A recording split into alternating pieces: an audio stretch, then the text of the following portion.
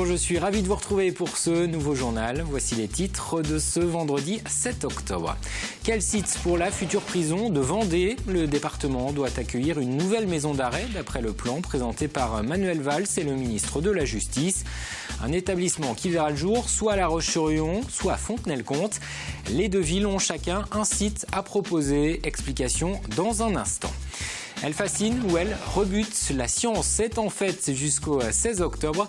L'occasion de se pencher de manière ludique ou sérieuse sur le travail des chercheurs et d'en apprendre plus sur la physique, la chimie ou les mathématiques. Au Château d'Olonne, des animations sont proposées pendant tout le week-end à l'abbaye d'Orbestier. Et puis rencontre à la fin de ce journal avec Émeric Chevalreau. Il est membre du club Hardipool des Herbiers. Et la semaine prochaine, ce Vendéen sera en Irlande pour participer au championnat du monde de billard. À 18 ans, il défendra aux côtés de ses coéquipiers les couleurs de la France. On commence donc ce journal avec le dossier des prisons. Nous vous en parlions dans une précédente édition. Une nouvelle maison d'arrêt sera construite ces prochaines années en Vendée d'une capacité de 250 places. Cette prison pourrait voir le jour à Fontenay-le-Comte. Le dossier a déjà été étudié par le passé avant d'être abandonné. Mais La Roche-sur-Yon compte aussi obtenir cette maison d'arrêt. Le maire annonce d'ailleurs avoir également un site à proposer au préfet et au ministère de la Justice. On fait le point avec Pierre Dalicieux. Sur la partie est donc, de la zone d'activité, il y a ici une très grande parcelle d'une vingtaine d'hectares. 20 hectares de terrain pour 15 demandés par l'État. Fontenay-le-Comte est prête à accueillir une nouvelle maison d'arrêt. En mairie, les plans sont déjà imprimés et depuis longtemps. En 2010 déjà, le ministre de la Justice de l'époque, Michel Mercier, avait annoncé la création d'un nouvel établissement pénitentiaire sur la commune. Nous avions également ce projet donc en 2008-2010 et donc il a été abandonné par Madame Taubira. Donc on peut espérer que maintenant M. Urvoas ne soit pas dans la même logique que Madame Taubira. La logique voudrait que ce soit Fontenay-le-Comte qui soit retenu puisque Fontenay-le-Comte avait déjà été pressenti et Fontenay-le-Comte remplissait les conditions en termes de terrain et en termes de lieu. Oui mais voilà, Fontenay-le-Comte n'est pas la seule à vouloir la nouvelle maison d'arrêt. La municipalité de La Roche-sur-Yon a également un projet d'implantation. Elle annonce même avoir un terrain d'une vingtaine d'hectares à disposition à l'est de l'agglomération. Mon devoir d'élu, c'est de reprendre ce dossier que nous avons entamé depuis quelque temps, qui était bien entamé aussi avant que nous arrivions, nous, à cette municipalité de La Roche-sur-Yon. Nous avons les terrains. Maintenant, c'est à l'État de jouer avec l'éclairage du dossier que nous allons monter. J'espère avoir les parlementaires à mes côtés pour défendre le dossier de La Roche-sur-Yon et pour prétendre à avoir un établissement pénitentiaire qui puisse, j'allais dire, être à la hauteur du problème pénitentiaire vendéen. Le préfet a jusqu'au 16 décembre pour présenter les dossiers vendéens au ministre de la Justice. De son côté, le président du conseil départemental a fait savoir qu'une nouvelle maison d'arrêt à Fontenay-le-Comte serait plus logique, comme une compensation à l'abandon du projet d'autoroute A831. Et ce dossier des prisons a été évoqué sur le plateau du Débrief, le magazine de la rédaction de TV Vendée. Carl Laboureux et Hervé Leroc reçoivent cette semaine le préfet et Jean-Benoît Albertini a précisé sur notre antenne que toutes les pistes étaient envisagées. Il est aussi revenu sur l'avenir des actuelles maisons d'arrêt de La Roche-sur-Yon et de Fontenay-le-Comte. Anciennes et surpeuplées, la fermeture éventuelle d'une voire de ces deux prisons n'est pas exclue. Écoutez. Le principe, c'est création d'une nouvelle maison d'arrêt pour répondre aux problèmes que posent les maisons d'arrêt actuelles. C'est-à-dire que s'il n'y avait pas ces difficultés, notamment leur ancienneté, les difficultés parfois de mise en ordre, même s'il y a un certain nombre de travaux qui ont déjà été faits, il va falloir évaluer la meilleure façon de les utiliser, probablement pas comme maison d'arrêt. C'est une éventualité alors, une fermeture des deux maisons d'arrêt ? Ça fait partie effectivement de la réflexion, puisqu'on ne part pas du principe qu'elles seront maintenues. Donc je ferai la proposition d'implantation et en fonction de ça, on verra comment utiliser au mieux les capacités, peut-être avec d'autres fonctionnalités des établissements existants. Et l'intégralité de cette émission est à retrouver ce samedi à 13h30, rediffusion également dimanche à 20h10. Le préfet de la Vendée qui a par ailleurs présenté ce vendredi le dispositif de sécurité mis en place pour le Vendée Globe. État d'urgence oblige, les effectifs de forces de l'ordre qui seront déployés à partir de la semaine prochaine ont été considérablement augmentés. Il y aura 2 fois plus d'agents de sécurité qu'il y a 4 ans. Des caméras de surveillance seront aussi installées à l'image de celles utilisées pendant l'Euro de football. Et pendant la durée du village, 200 CRS, policiers et militaires patrouilleront. Un chiffre qui passera à 500 le jour du départ, sans compter les 75 personnes mobilisées en mer. Nous avons été amenés effectivement, mais comme dans toutes les manifestations qui ont été organisées récemment, à des moyens supplémentaires en ce qui concerne le village. Le village qui est barriéré, 3 entrées, où il y aura un certain nombre de contrôles qui sont réalisés par des spécialistes que nous avons contactés pour ça, et par un certain nombre de bénévoles aussi en même temps, qui permettront à tout le monde d'être accueilli dans les meilleures conditions. Image et interview, Alexis Raison. Et au Sable d'Olonne, justement, le montage du village se poursuit. J-7 avant l'ouverture. Les premiers visiteurs seront accueillis samedi, le 15 octobre, à partir de 10h. Le village sera ensuite accessible tous les jours jusqu'à 20h, jusqu'à 22h le samedi. Les autorités estiment que près de 2 millions de personnes fréquenteront les allées et les pontons jusqu'au 6 novembre. Un village plus grand que les précédentes éditions. La superficie est passée à 25 000 mètres carrés. Sachez enfin que les skippers continuent à arriver au Sable d'Olonne. Dernière en date, Louis Burton, son IMOCA Bureau Vallée, est le 5e présent désormais à Port-Olona. Au chapitre santé, les urgences du centre hospitalier de La Roche-sur-Yon font peau neuve. Le service a été agrandi et restructuré. Après plus de 3 ans de travaux, les nouveaux locaux viennent d'être inaugurés.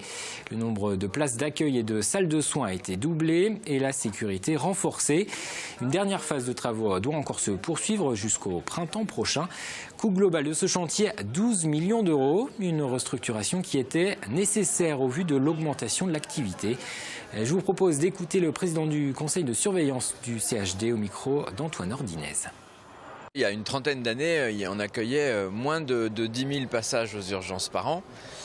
Cette année, on va en accueillir plus de 40 000 dans les locaux qui n'ont pratiquement pas évolué. Il y avait eu une restructuration relativement légère qui s'était faite au début des années 90. Et entre-temps, le service d'urgence a explosé en termes d'activité. Il n'est d'ailleurs pas le seul, parce que c'est aussi vrai des hôpitaux de proximité. Quand on regarde les chiffres, ça fait d'ailleurs un peu bizarre, puisque il y a 30 ans, il y avait moins de 10 000 passages aux urgences ici. Et aujourd'hui, il y en a plus de 10 000 à Luçon, il y en a plus de 10 000 à Montaigu, et il y en a plus de 10 000 à Châlons, bien sûr. Je vous le disais dans les titres, la fête de la science a débuté. Elle va se poursuivre jusqu'au 16 octobre. C'est la 25e édition et la philosophie de ce rendez-vous n'a pas changé au cours des années. Il s'agit toujours de permettre au grand public de mieux comprendre la science. Plus de 50 animations sont ainsi prévues dans le département pour les adultes, mais aussi les enfants.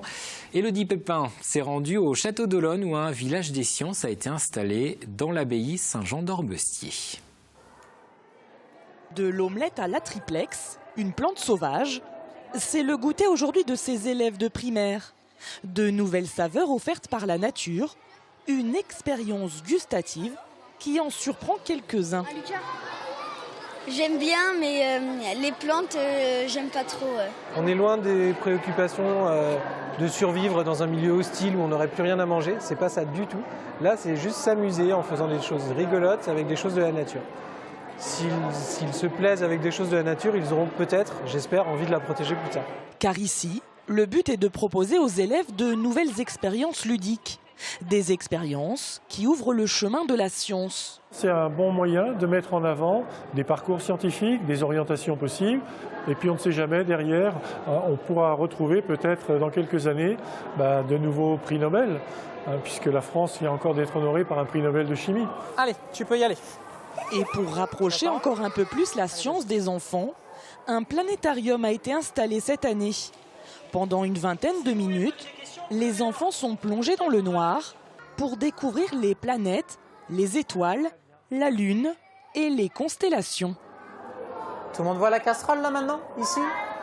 On a vu plein d'étoiles et après on a vu des grandes étoiles un peu plus grandes. et c'était super. L'astronomie, l'environnement, l'alimentation. En tout, 55 animations sont proposées en Vendée aux scolaires, mais aussi au grand public. Ce week-end, le village des sciences du Château d'Olonne sera ouvert à tous, ici, dans l'abbaye d'Orbestier. Et autre expérience à mener en ce moment, cette fois avec les papilles. La semaine du goût débute ce samedi. Cette année, 30 chefs vendéens ont accepté de relever un défi, proposer un menu à partir d'une liste définie de produits vendéens. Ils ont donc dû revisiter de manière originale des recettes autour du foie gras, du maquereau ou encore du poulet de chaland. Des menus qui seront proposés à la carte de leur restaurant pendant cette semaine du goût. Vous savez que quand vous donnez un produit à 30 chefs, eh bien vous avez 30 façons différentes de le préparer, vous avez 30 recettes. Donc c'est aussi le but pour nos partenaires. Le but pour nos partenaires, c'est aussi que la ménagère, elle, voie des façons différentes de travailler le produit et en allant faire son marché, se dise « Ah ben tiens, oh, je l'ai goûté comme ça, c'est super, on va… » Voilà. Donc c'est une promotion aussi pour notre département et leurs producteurs. On passe au sport. Parmi les rencontres prévues ce week-end, d'abord du football, pas de championnat, mais le 5e tour de la Coupe de France qui marque l'entrée en lice des clubs de national. Les Arbretais se déplacent samedi en fin d'après-midi à Saint-Sébastien-sur-Loire. Et puis de son côté, Fontenay-le-Comte accueille sur sa pelouse l'équipe de Châteaubriand. Ce sera à 18h30.